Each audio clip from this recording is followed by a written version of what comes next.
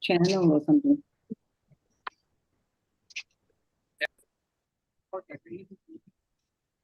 Can't hear you, Rituparna. Oh, you're muted. Sorry. No, once the recording is done, we'd also upload it on the website. I see. Oh, yeah, of course. Yeah. And hi, Danielle, I'm Srila. Nice to meet you.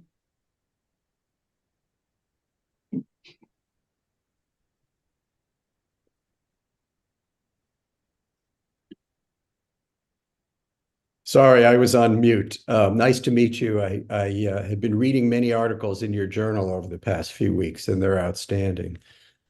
Oh, in Feminist Theory? Yeah, exactly. Oh, yeah. Good. I'm so glad. Yeah, I was interested to see how they're formatted and what the headings are, and also read them for their content, and I thought they were very creative. Oh, excellent. I'll let the other editors know. Thank you.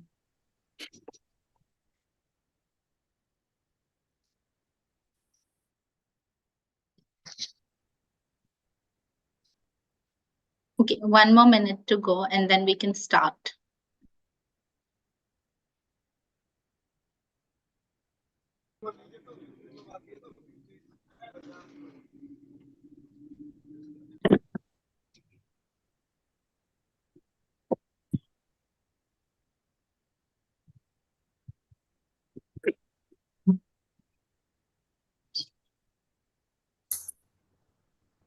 So actually, as I can see, there are a lot of already established scholars and writers also who have joined the meeting, and we actually have around 600 registrants, but Zoom is going to only allow 100 people.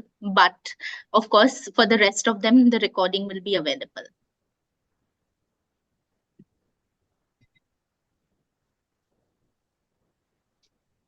Okay, so shall we start then?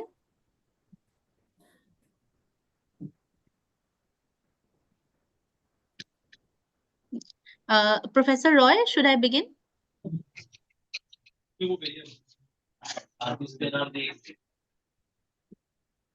Yeah, sure, Rituparna, go for it. Yeah. Okay, at the outset, let me request everyone to please keep your mics on mute. And I welcome everyone to this very interesting and special session on doing sociology, titled How to Avoid Rejection, Advice on Submitting Articles to Academic Journals. We conceptualized this idea with the help of Professor Daniel Gordon and Professor Srila Roy, who have been very kind enough to actually volunteer spending time on something like this. So I thank both of them for this. And both are accomplished academics, and it is going to be a very interesting session trying to learn from them about how to write and submit to academic journals so that our chances of rejection are minimalized. Let me first introduce Professor Roy, who is the first speaker. She is a professor of sociology at the University of Wits in Johannesburg. Her long-standing research and teaching expertise is in the area of transnational feminist studies. Her latest books are the co-edited Intimacy and Injury in the Wake of Me Too in India and South Africa, published by the Manchester University Press 2022, and the sole author Changing the Subject, Feminist and Queer Politics in Neoliberal India, Duke University Press 2022. She is the co-editor of the journal Feminist Theory and an associate editor of Sociology Compass. Professor Roy, over to you. You can share your screen and begin. Great. Thanks, Rituparna. Yeah, I'll be quick because it's always better to have your questions. So first of all, welcome to everyone who's here. Sorry if you could all just mute. And thank you as always to Rituparna for all the, for the initiative and the labor. Because I do think, this is one of those tricky ones. Just 1 second, Professor Roy. Let me please request all participants to be on mute. Otherwise, I'm going to have to remove you from the meeting. Yeah, please continue. Yeah. No, so I was just saying that I think, these kind of sessions are really useful because obviously academic publishing is not something that everyone is mentored into. It's something that we presume, we all know how to do, but often, For a lot of us, we've had to just learn on the job. So just to say, this presentation was done for students and early career scholars here at where I work at the University in Johannesburg. Some of it will apply and some of it won't.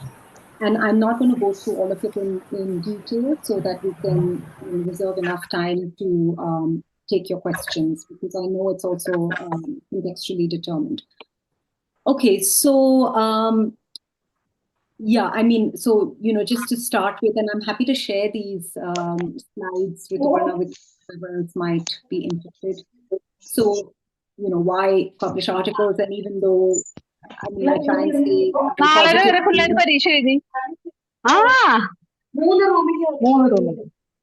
could we just, Rituparna, can we not just mute everyone on the call? Elf के बताओ फिर शादी करने में क्या बता रही?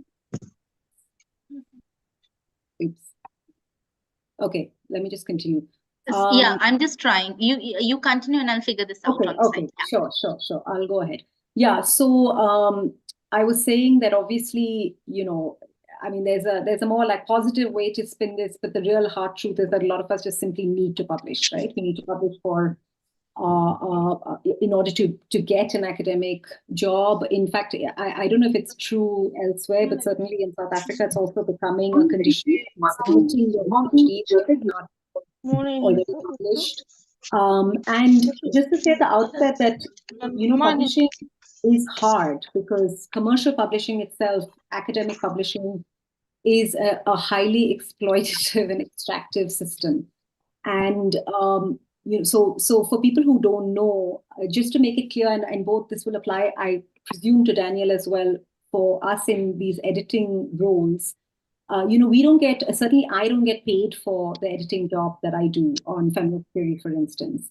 I do get paid on Sociology Compass now because I'm an associate editor and I commission pieces, so that's different. But in general, peer reviewers mostly don't get paid.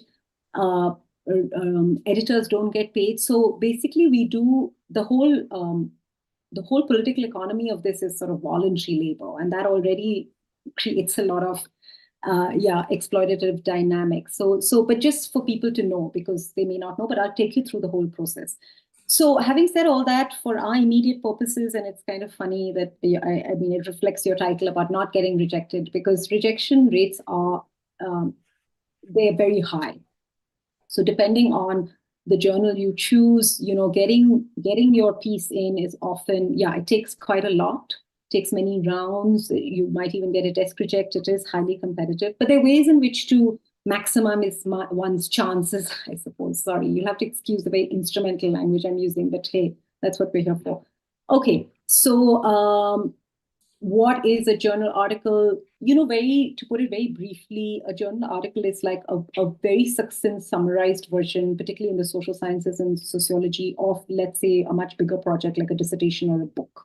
So it would typically have a literature review section. It would have a discussion of methods and methodology. And then it would provide like 2 or 3 sections where you have your data and your analysis, your findings. So think of like a broader dissertation, but it's summarized in a journal article form. And because it's summarized, it's often harder, right? Because you're trying to say something, you're trying to make a much more succinct argument. You're trying to show how it contributes to various debates, how it's original, and so on and so forth. I'll keep referring to this book, Belcher, and there's a list of resources at the end of the presentation, which I found pretty useful. So if you are, if you are interested, in fact, it's on LibGen, so you can just download a copy and have a look at it. Different types of article submissions. There are original articles, which are, in our field, usually empirically based. And there's something called a review article. So Sociology Compass, for instance, only commissions review articles. What is a review article? There's no empirical data. It simply reviews a field, right? So it'll be a literature review, effectively. But it's really important, and I'll come back to this, that you understand what a journal is asking for. So I get a lot of submissions to, or expressions of interest in Sociology Compass, where people don't understand that they only publish review articles.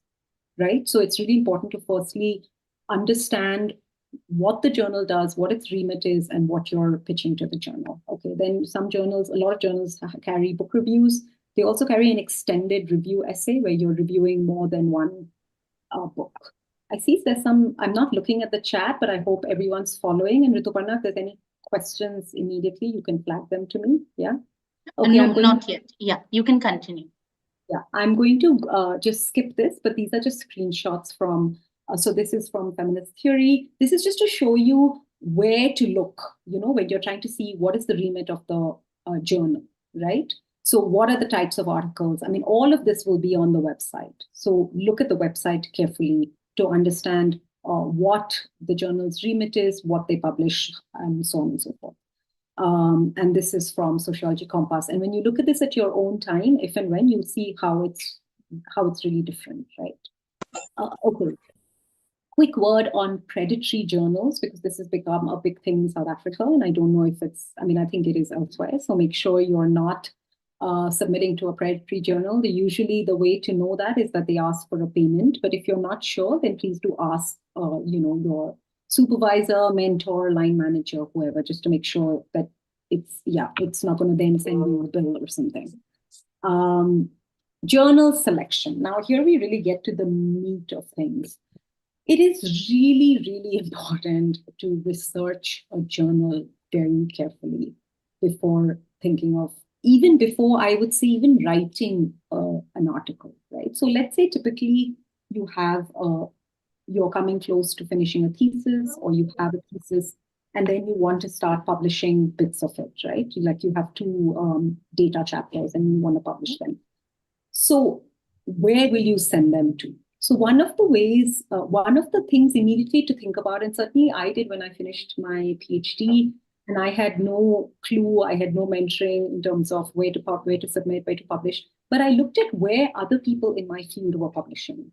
And I realized that a lot of them were publishing. I was located in the UK then. A lot of people were publishing in South Asian Studies journals, right? Or anthropology, even though my discipline was sociology. And I didn't see a lot of India. My project was on gender sexuality in West Bengal. I didn't see a lot of India work in sociology. So I actually didn't submit to sociology journals. I submitted to anthropology journals and South Asian studies. And again, this was on what I saw my peers or people who were just a little bit ahead where they were publishing. Also, I saw what was I reading, right? What was informing my interests and my output. So a really good way to start is to think about, have you been going back to a journal really often, right? Have you been referring to several articles in a journal? Because that makes it much easier to claim a stake in that journal, because then you're part of a conversation. So for instance, currently the Sociological Review, which is based out of the UK, and actually Sociology, which is the main British Sociological Association journal, has been curating a lot of pieces on decolonization, right? So if you are writing about decolonization, then maybe you want to submit it there because you're already using some of the pieces that have come out of those journals. So it's just really important to think carefully about the journal that you're going to target. 90% of rejects are because it's not a fit with the journal.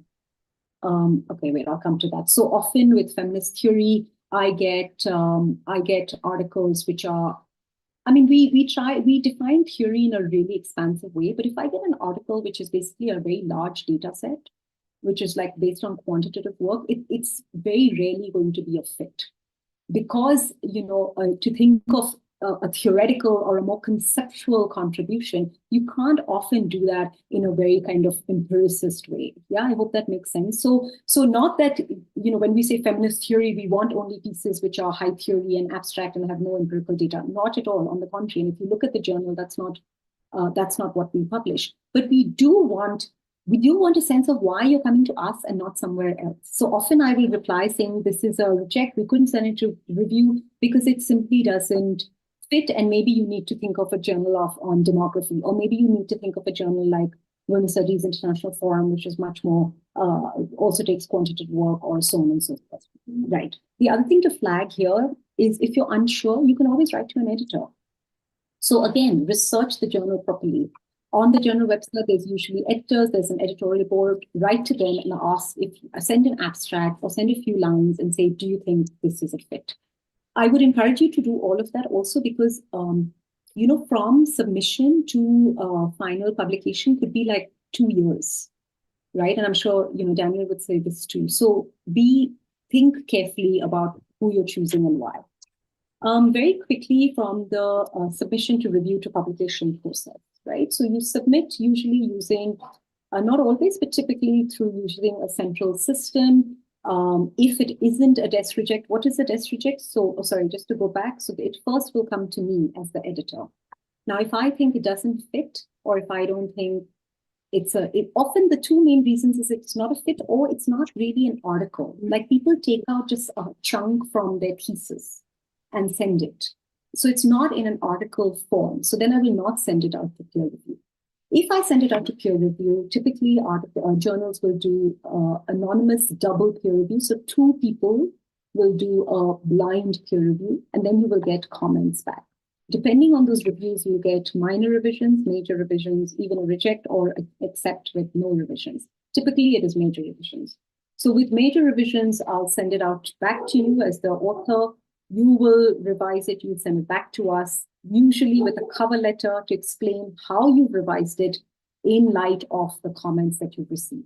After that, there could be another round where we send it back to the reviewers. Some journals send it back to different reviewers. So you get a whole other set of review reports and so on and so forth. Okay, so just to say, there's no guarantee at any stage. The journal is not committing to publication. They're just making you go through the review process. So it's also good when you're doing your background research on a journal to find out like what is their review process and how. And maybe if you're strapped for time, maybe go for one which is slightly, doesn't do multiple multiple rounds, etc., etc. So those are some decisions as well. Okay, this is just peer review policy, feminist theory. You can just look at that in your own time. Challenges of peer review are several. The one I want to flag is obviously they can seem very harsh. More and more, at least in my field of gender and sexuality, we are trying very hard to not let reviewers go away with like shitty things, excuse my language, because it's blind review. So the editor, we will try and to be fair, in my experience, I've never had that as an editor of feminist theory, but I have been on the receiving end of it. But in general, I would say critique is good. Colleagues are putting in a lot of effort to review your work. They're taking time out. So you should take the criticism on and work through it and resubmit it. Okay, why do articles get rejected? This is just a quote from someone. But yeah, basically it just says because they're poor quality, they're often drafty, they're not ready. I think Daniel's going to talk about writing the articles, so maybe I can skip this bit. I think you said you're going to speak about introductions and conclusions. But yeah, again, like a thesis or anything that you're writing, revise, edit. Editing is writing, get people to read it, and so on and so forth. An article has an abstract and keywords. That's important. These are just, again, ways of presenting, how to present your methods, findings, argument. References, again, make sure you read the journal's website to know what kind of reference system they're after, what do they really want. Okay, this is important. And what I've done here is I've tried to give you some screenshots of different approaches I've used myself when I'm responding to reviewers, right?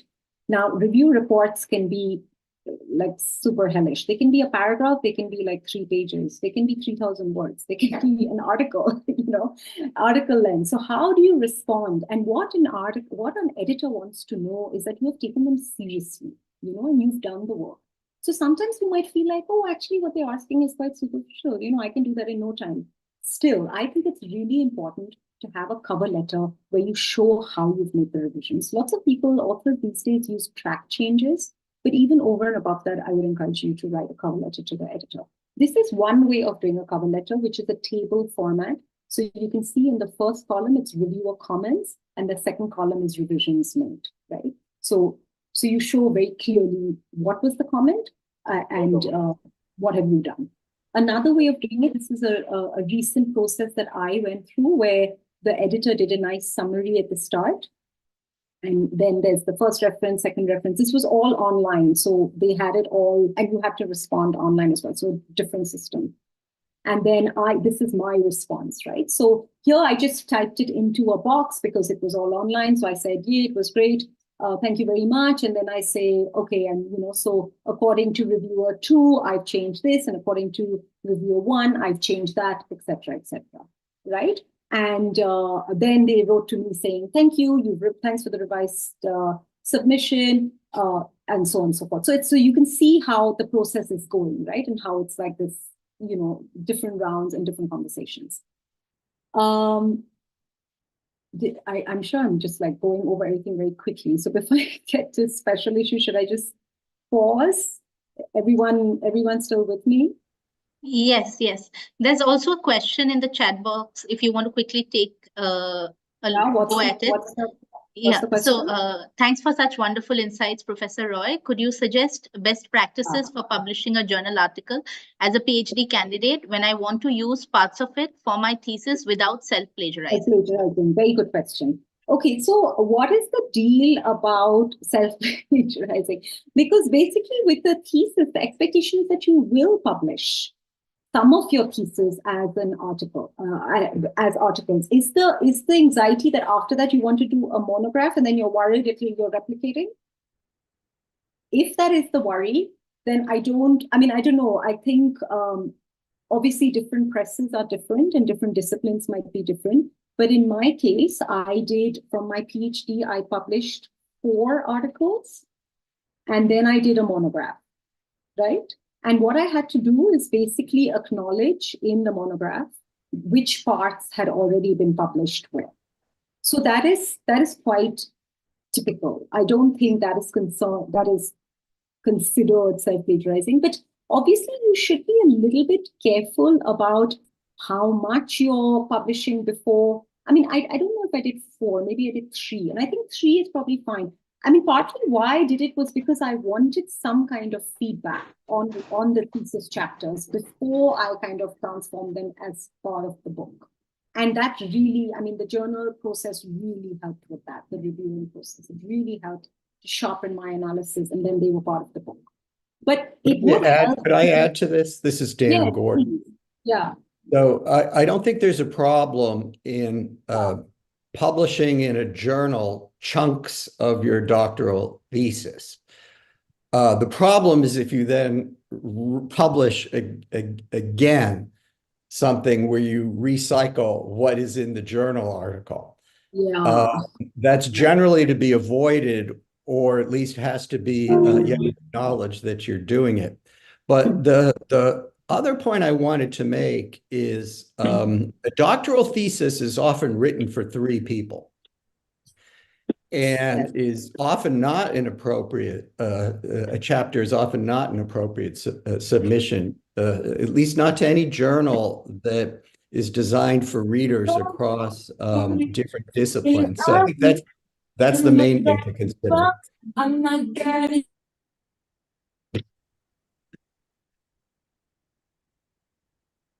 Yeah, sorry. So, Daniel, you were saying how to Still go beyond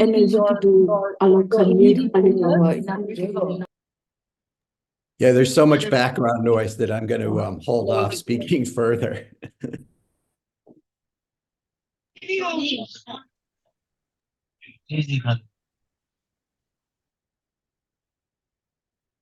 Can journal articles be later published as book chapters? No.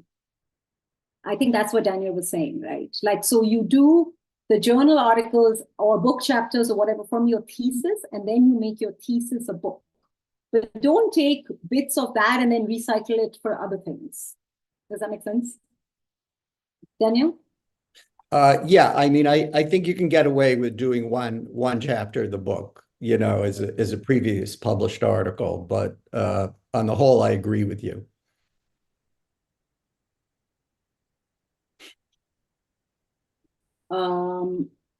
Because the question is here, should I accept an offer for a book chapter or submit my work as a journal article?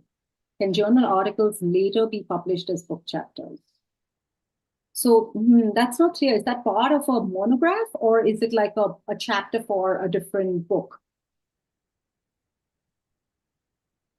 Surya, perhaps you could ask the question if you have access to the microphone. He has a related question. He's saying, were these articles published before your PhD thesis submission? Who was that director? Sorry, that was my question. Sorry. Thank you, Professor Roy, for your presentation. So I wanted to know, I will submit my PhD thesis next year. So can I write an article this year, and to what part of that article can go into the thesis? And that article will be published this year, and my thesis is going to be published next year. So I wanted to understand using the same data. Are you using the same data? Yes. Yeah, I'm using the same data. Yeah, so it can go into your thesis, but sure. But Daniel, go ahead. Well, first, I think we need to move on to other questions, but I think the best answer is to consult the publisher of the book, because some publishers will say that the 10% of the book can have been published previously in the form of journal articles, but not more than 10%. On the other hand, you sometimes see books, especially by older senior scholars, all of which have been previously published as articles. Yeah. So it's not really a question for journal editors. That it's not a question that we decide. Yeah, but just a caution, when you have published a journal article, the journal owns the intellectual property. So you do need to ask permission from the journal, and typically the journal will give you permission to reprint that in your own monograph, but the journal will not give you permission to farm it out to various other things. And there have been one or two cases where journals have later pulled articles because they were self-plagiarized. So just a caution. Okay, and yeah, moving on.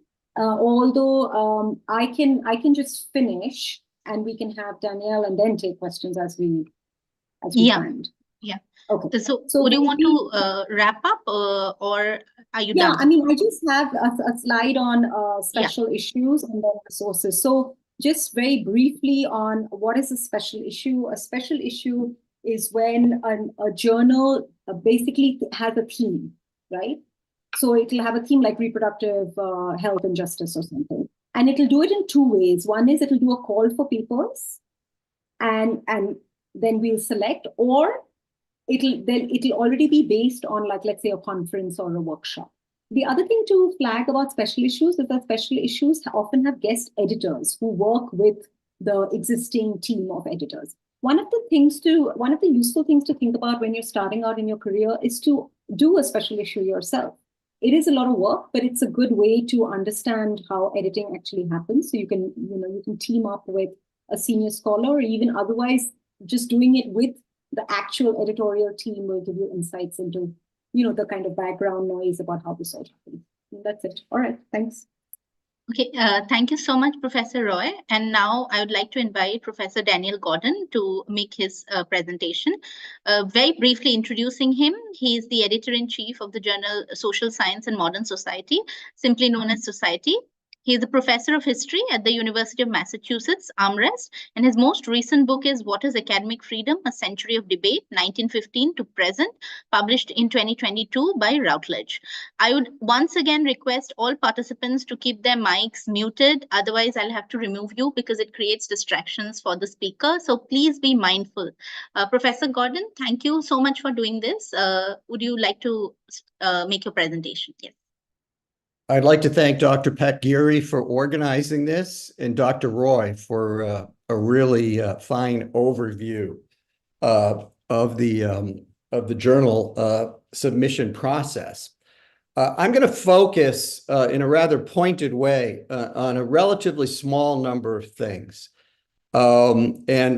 Sometimes I imagine, how would I give a presentation if I knew that like a fire alarm were going to go off and we all had to leave the meeting or the building, and I only had half a minute or so to boil it down. And in that spirit, I would say the vast majority of articles can be rejected after about a 90-second read by an editor, and that is based on the title and the abstract in the first few paragraphs.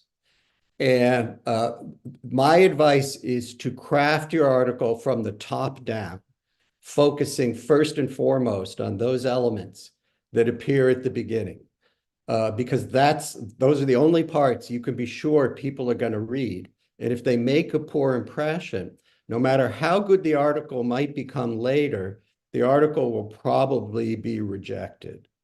So those are elements I'm going to focus on, the title, abstract, and not just the intro, but what I'll call the introduction to the intro, the very first paragraphs. And I want to make a caveat here, which is I don't claim to speak for all editors, and I don't claim to speak for an absolute truth either. I do think there is some culture involved here. I would even say a possible cultural bias. At the risk of overgeneralizing, I'd say that in North American and European culture, beginnings are extremely important. There is a burden to appear brilliant and creative at the outset. And thus, if you're the type of writer who tends to ramp up very gradually to your higher level thinking, that will tend not to work in the prestigious journals, in many prestigious journals. And it may be, there may be a geographical or cultural twist to that, but it is what it is. And I've been very influenced by this way of thinking myself. About the journal Society, it is an older journal founded in 1962. And I absolutely agree with Professor Roy that you should not submit an article until you've read the journal's mission statement.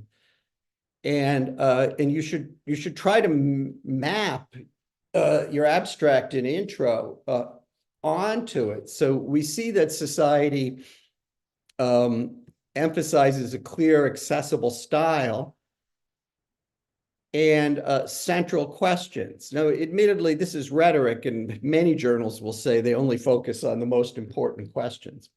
But that's already a hint that if you're submitting something on a very specialized topic, you need to dramatize its importance at the beginning of the article by saying that something like, this article contributes to the discussion of a fundamental question, and then define what it is. And then you can narrow things down to your particular topic, but some gesture needs to be made to the big picture. And I think this holds, in general, all journals prefer articles that purport to be about big questions, fundamental issues, and not just written for people who already know a lot about the subject. So we got over 750 submissions last year, and we published well below 1/10 of them. Me and my associate editors, and Dr. Pakiri is one of them, are very hands-on. I mean, I would say I read 500 of these submissions myself. And I read and edit every paper that's actually published. If you can, the most important point is most of those papers are never sent out for peer review. The term Professor Roy used, which I hadn't heard before, but I found very useful, is that they're desk rejected. They're rejected by the editors of the journal after they skim through the article. So more than 80%, actually more than 80% are rejected in Society without peer review based on the editor's assessment. So why don't we send them all out for peer review? You could say, well, that would be the fair thing to do. But many of the submissions are plainly written poorly and are too narrow in scope to be of interest to all but more than a handful of scholars. And editors generally have a good eye for that. The other thing is, if we send a poor article out to a distinguished scholar for review, it's not a good use of that scholar's time, And there are only so many times per year we can ask a given scholar to review an article. We do have some reviewers who will review 3 or more articles for us per year, but it's generally best to assume that a scholar will only review 1 article per year. And if they expend that on a bad article, then we can't ask them to review when we get a better article. And finally, it's very time consuming for the editors themselves to send out these letters. And often people don't have time, so you have to send them out again and again. So when you submit an article to a journal like Society that gets a lot of submissions, your goal should be to make the first cut, to get your article peer reviewed. And in the case of the journal Society, if your article is selected for peer review, it's probably going to be published. Now, a lot of critical feedback could come back, but it's usually in the form of suggested revisions and not reject. Very few of the articles we send out for peer review are rejected. And why is that? Because they've already been pre-selected by the editors. We only send out the better ones. So why do the majority of submissions not make it through the past the editor's desk?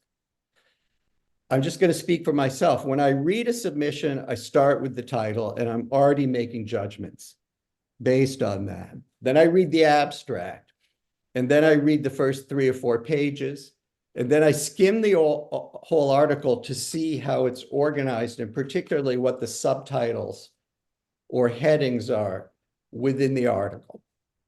So let's start with the title. Your title reveals a lot about how your mind works. So step 1 to achieve peer review is to have a clear title. Now, I could give a very amusing presentation by selecting titles from articles that have been rejected, but it would be unprofessional of me to do that. So I've invented titles, but I've invented them by looking at actual titles and essentially tracing the syntax while changing the topic. So imagine you're an editor and you get a submission with this title, A Detrimental Declension of Civility and Political/Administrative Relations, a Mixed Methods Analysis of the Breakdown of Civil Relations and Mutual Engagement in Subcommittees of the Amherst TC. Now, this is not a joke. This is what many titles are like. And of the 100 of you out there, I suspect that some of the articles you're contemplating submitting to journals have titles like this. So first of all, this word is simply wrong. It should be decline. We get a kind of semantic repetition where civility is stated here and then civil is said again. The use of slashes and parentheses before prefixes and titles, in my opinion, should be avoided. And then we get an acronym. So TC stands for Town Council, but you didn't know that.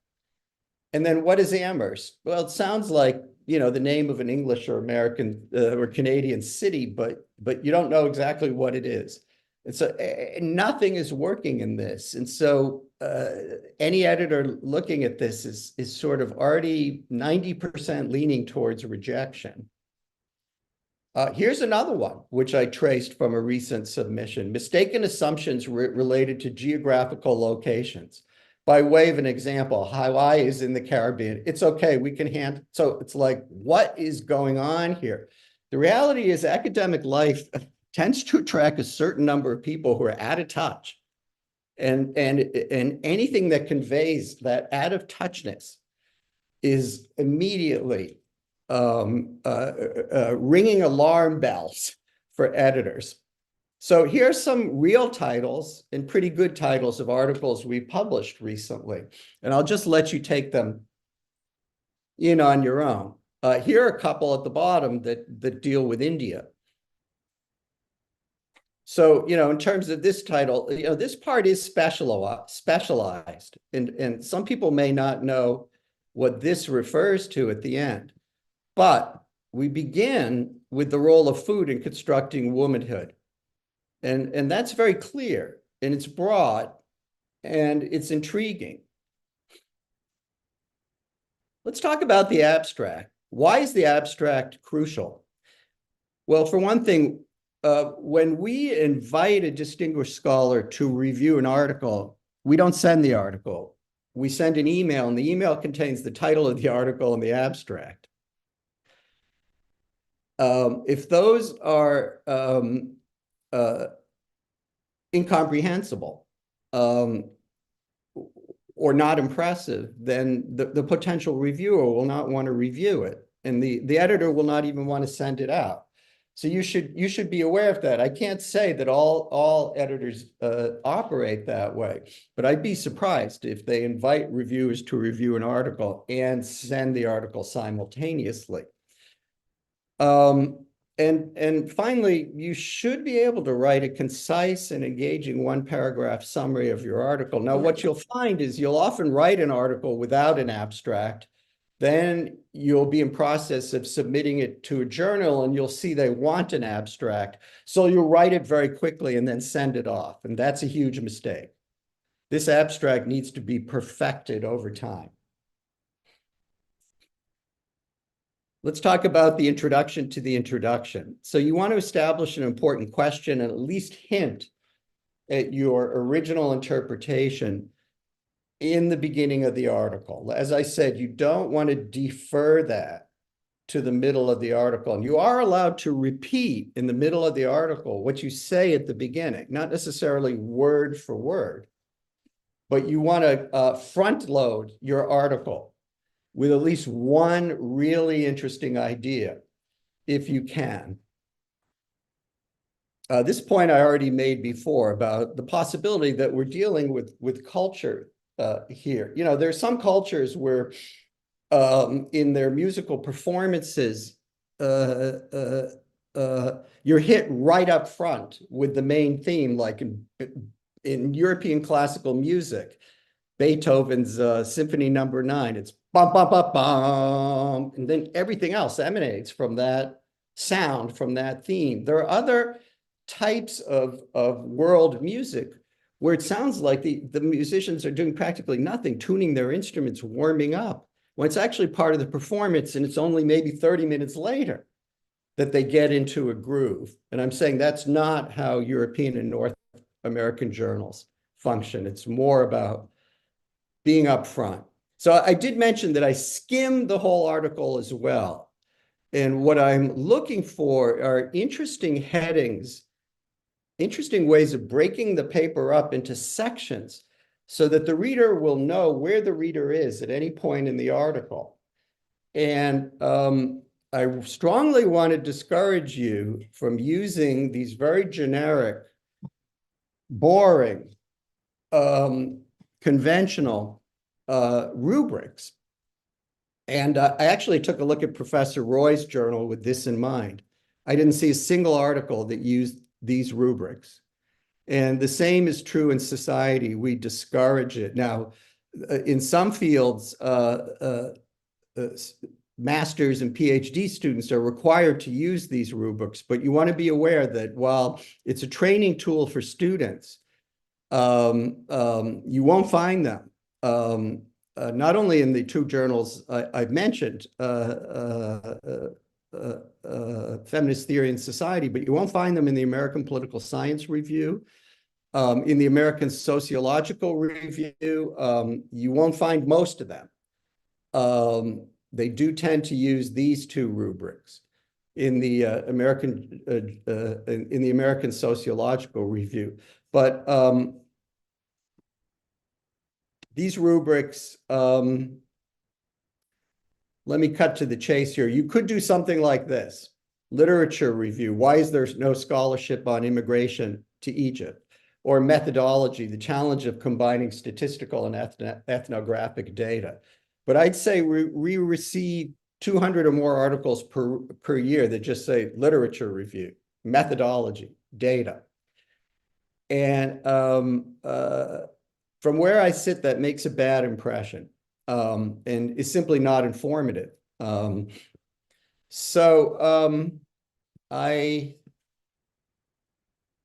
Here's an article from Professor Roy's journal. And in terms of the rubrics, you know, it has an introduction, but it doesn't say introduction. And there's our first, it doesn't say literature review. The author has actually thoughtfully, it's like writing a book where you invent the book chapters. And we encourage the same thing in society. And I'm really unsure where I am with time here, so one should feel free to cut me off. Maybe you have 4 to 5 minutes more. Yeah, I'm not even sure I need it. I also wanted to show an article or two from Society.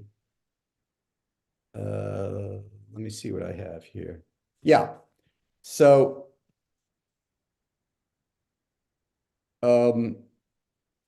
you can see that acronyms are used in this Society article, but you only use an acronym after you've explained what it refers to. And it's kind of nice to see the author doing that already in the title rather than just using the acronyms. Towards an Equitable Digital Society is a pretty good, concise title. And the subtitle doesn't get too long.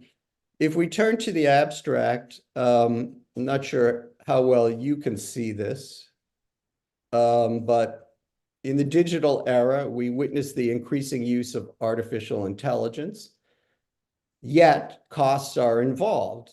I mean, right off the bat, a problem is framed. That is not deferred until the middle or end of the abstract, or left out of the abstract altogether. And in terms of the rubrics, we've got AI development, AI perceptions. This one is broken up into smaller sections, which I think is a nice idea. And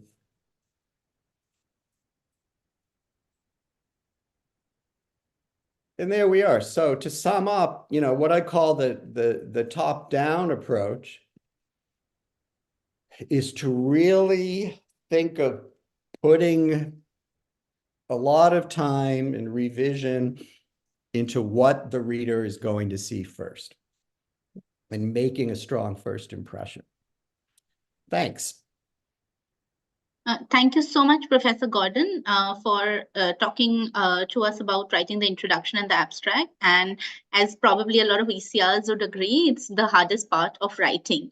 Now we have a few questions. I have gone through them, and I think, I'll just sum up a few which have common threads. So one question is about advice to freshers who want to publish in journal articles. So what would your advice be?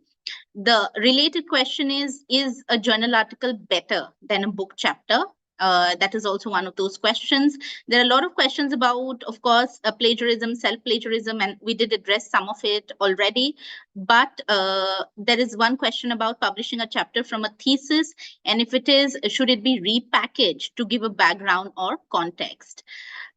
There's also one interesting question about the methods, that are quantitative methods given more preference in journals over qualitative ones, and how much does the impact factor, play in terms of journal publications? There's a lot to process, so both of you could maybe take a few questions each. Sure, I can start, but the questions actually worry me. And I know, of course, people are in different stages, right? But sometimes they're just so, some questions are so broad.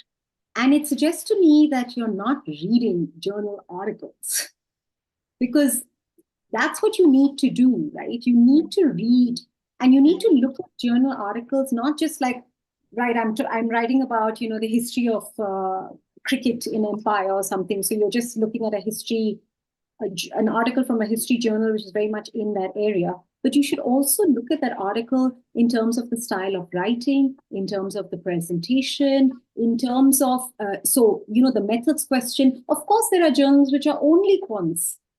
And of course, in sociology in particular, there are journals which are much more quantitative, which are much more positivist and much more empiricist, which is kind of the way sociology is in the US. which is why I never publish in American journals of sociology, because I never read them. You see, so this is the way one has to try and think about, where do I fit? If your work is much more interpretive, much more qualitative, maybe you want to do some experimentation with writing, as someone has suggested, then you need to think about what are the journals in your field that are doing that. So if we're all sociologists, typically cultural studies, typically gender sexuality, and British journals, if you're looking at international journals, are much more in the tradition of qualitative, interpretative sociology, which the American journals aren't.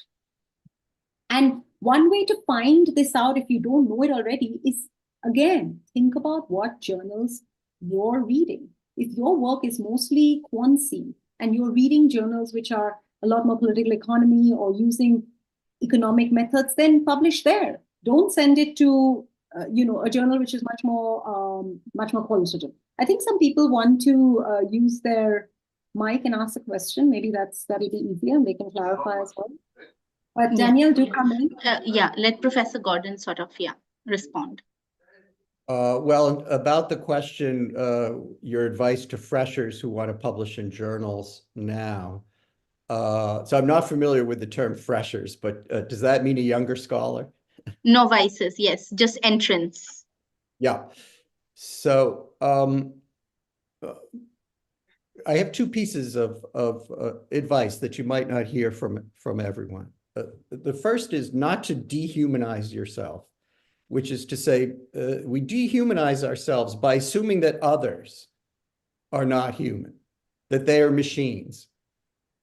For example, if you were thinking of submitting an article to society, you could assume I'm a machine and will only read it after you submit it, and it arrives to me through the official channel. But if you emailed me the article and asked me my personal opinion of whether it's a fitting submission, you probably get an answer from me the same day.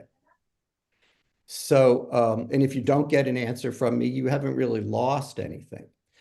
Along the same lines, I think that all scholars need to familiarize themselves with the idea of being a public intellectual, of someone who has specialized knowledge, but is capable of making it interesting. Not for readers chosen off the street, but for a cross-section of students and scholars in the humanities and social sciences. And the way you do that is by reading great articles. Mm-hmm. And sometimes, I receive submissions and I have the sense that the author has not actually ever read really good articles. And that raises the question of, well, what are some classic articles? And that's a discussion that needs to take place, I think, between professors and grad students, or you and you can, as I said, if you consulted me, I'd give you a cross section of articles that have been published in Society from 1962 that I think are, I mean, some of them have been cited thousands of times.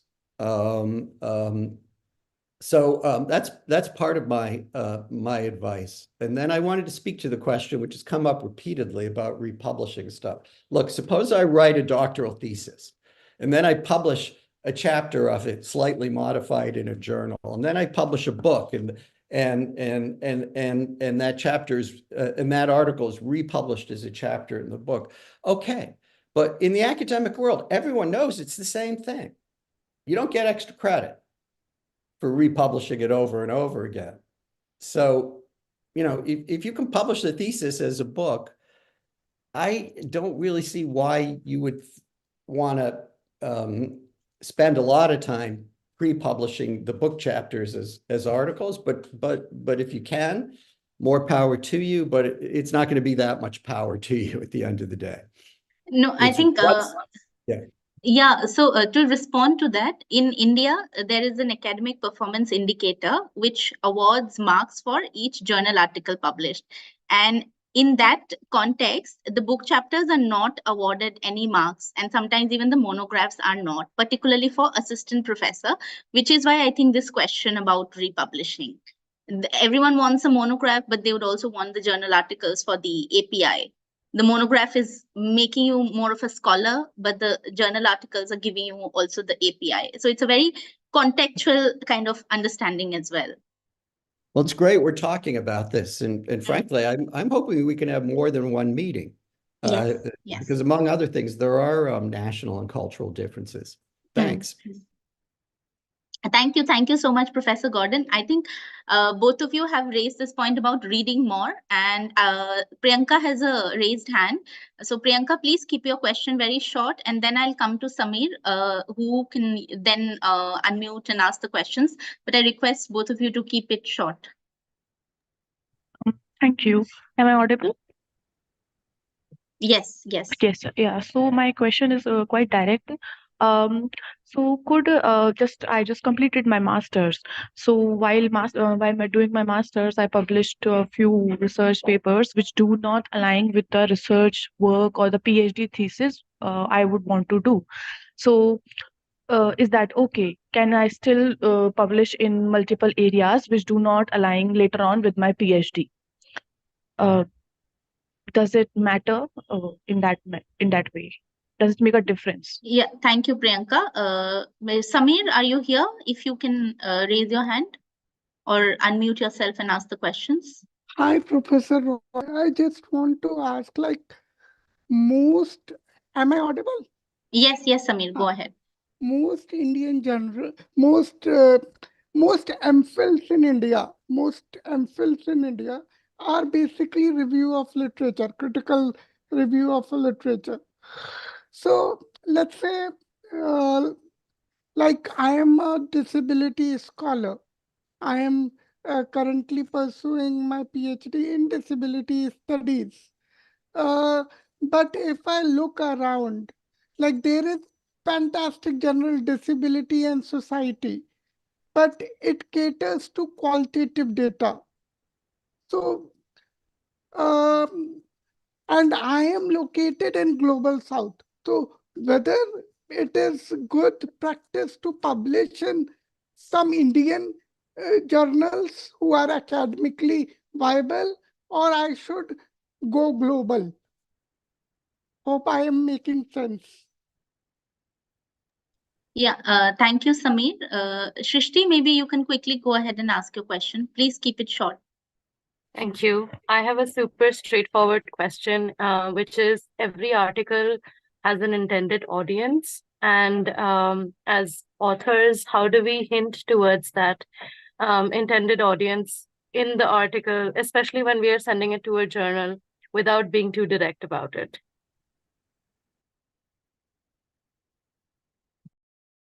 There's one more in the chat box. It's about using jargons. What are editors' views on using heavy jargons? So maybe both of you can now come in and take the questions.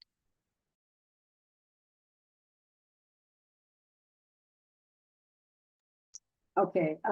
So the last, okay, I'll go backwards. I mean, jargon is an interesting one, right? Like what is jargon? I mean, this is a much longer conversation, right? But I would say that if an editor or the peer review, the feedback is basically saying you haven't used jargon, that strikes me as a little odd. I mean, they could be saying that maybe your analysis is a little bit simplistic. Maybe you need to do, you have to. So for instance, when I look at early drafts of, PhD chapters, I often say, okay, you've done a bunch of interviews and these are your findings, but you need to really elevate that, like draw out what's really at stake, right? Which is often a way of pushing the doctoral candidate to think deeper about what they've actually uncovered, right? And so I would say the same thing as an editor or as a peer reviewer, which is not about which is not about language. It's about conceptual sophistication and clarity. If that makes sense. But I'd be curious to hear what Daniel says. In any case, if a journal said your English is too simple, I probably would dump the journal, because that's that's a little problematic to me. Okay, now the question before that from Srishti was about of intended audience. Yeah, that's a good question, because I think that's the whole point about, again, choice, right? So as an interdisciplinary researcher, my home discipline, well, just to say my first two disciplines were in philosophy, then I have a PhD in sociology, but basically I never really did sociology. When I did a PhD in sociology, I was basically a gender sexuality studies scholar. So when I finished and I got my first job, which was in sociology, I had effectively a few audiences, a few publics that I was speaking to in the UK at the time. So one was a women's studies public, which was basically in the UK. So if I did a journal, an article to them, and you can look up my articles, I also publish in Feminist Theory, for instance, I would situate my work in India in order to speak to or to speak to an audience which was, much more interested in or looking at European debates, for instance, right? Which is not to say that I had to use European theory, but which is to say that, this is how this conversation travels or doesn't travel and so on and so forth. So that was like one public. Another public would be like straight sociology, right? So to think about sociology journals, but which were much more, again, like I said, qualitative, interpretive, which is like the British journals, Sociology, Sociological Review, and so on and so forth. So again, there I would have to do a lot of contextual work around India because they would often be quite clueless, right? And then it would be South Asia journals. And this is a good way, I would suggest, if you are coming out of your PhD or you're looking to amp up your CV, this is a really good way, if you are an interdisciplinary scholar, to make yourself known to different fields. If you are thinking of being on the job market or otherwise, so you're not just doing sociology. So Rituparna could do a food studies journal, for instance, right? So that's like very specific, very niche. She could do a broad sociology journal. She could also do a gender studies journal, right? So think those are your audiences, and that really helps in terms of career advancement, job opportunities, conferences, etc., colleagues, etc. Okay, around the question around disability, thanks for that. And I think Rituparna would be better placed to answer because frankly, I've actually never I have never worked in India. I've been a student in India, but I haven't worked in India. So I don't know what the compulsions are in terms of speaking to local and global audiences. I imagine it's the same as in South Africa, which is you're expected to show local relevance, but you're also expected to show global credibility. And that often comes with the stamp of a high-ranking journal in your field. But again, caution, a high-ranking journal does not translate in always to metrics or citations. Gender studies journals typically have very low citations. So I published in Science, which is published by the University of Chicago. It does not have as much citations as obviously the American Journal of Sociology, but it is very highly ranked in my field.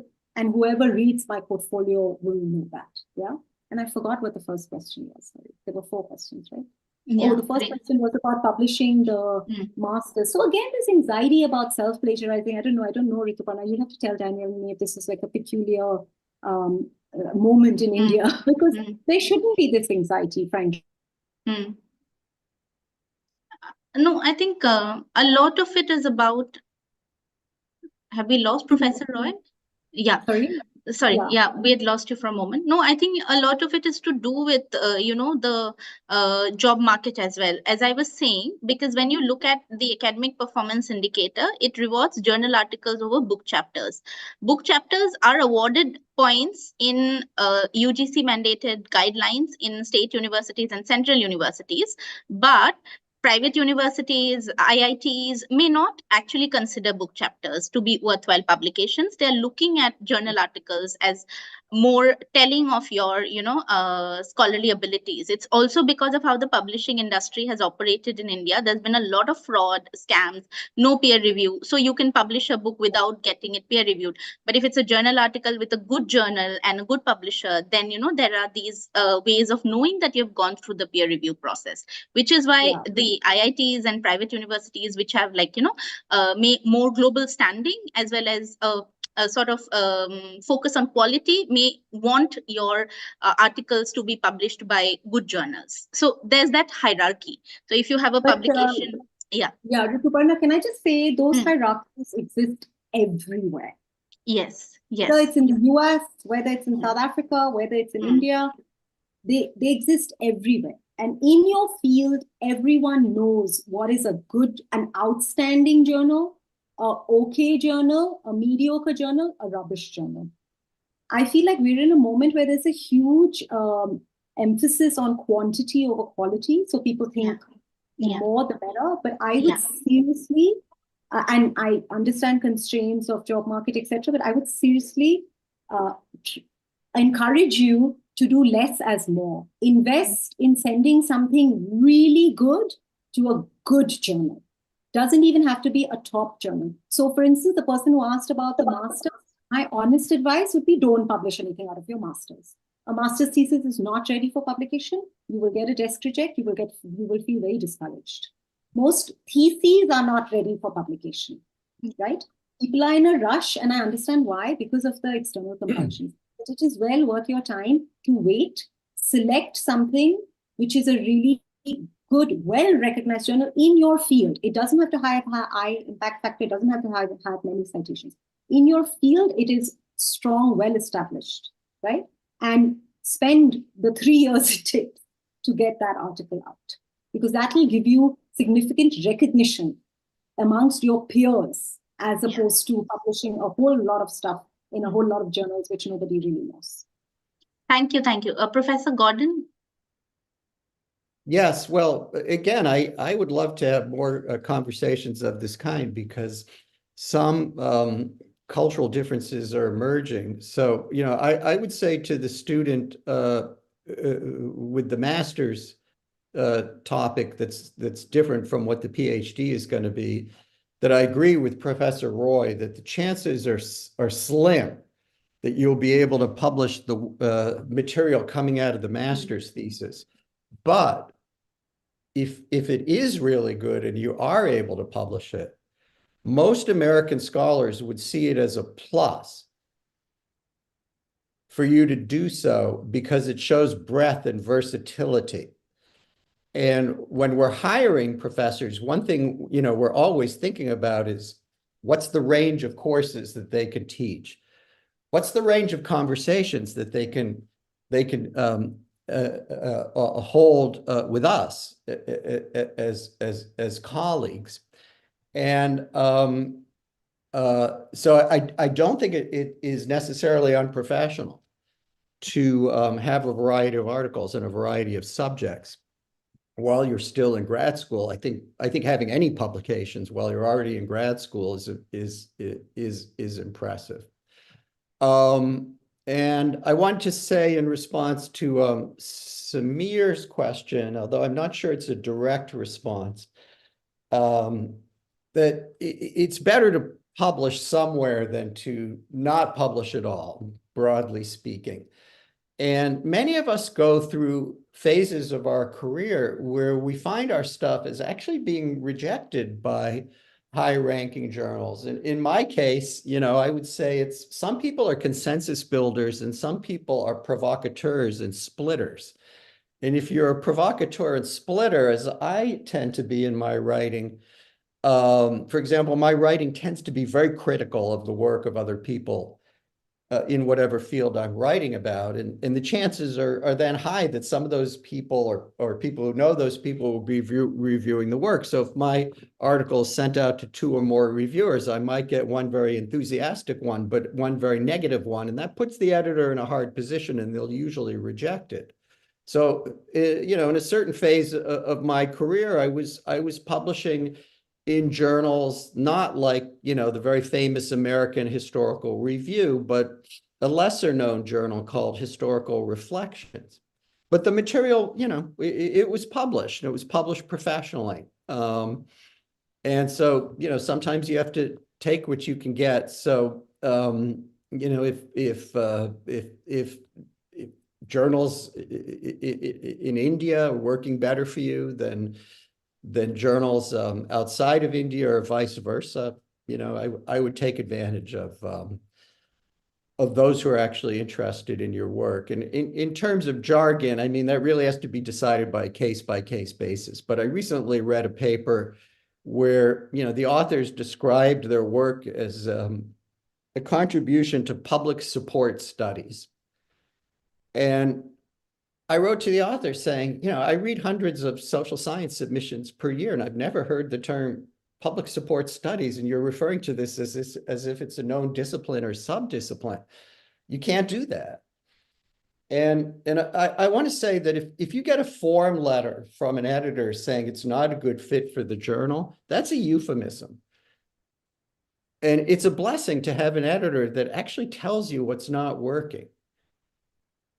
when your paper is rejected, or tells you, this is not working at all. We can't even consider it for peer review until you rewrite it. And I find myself increasingly doing that, trying to help authors rather than just rejecting them.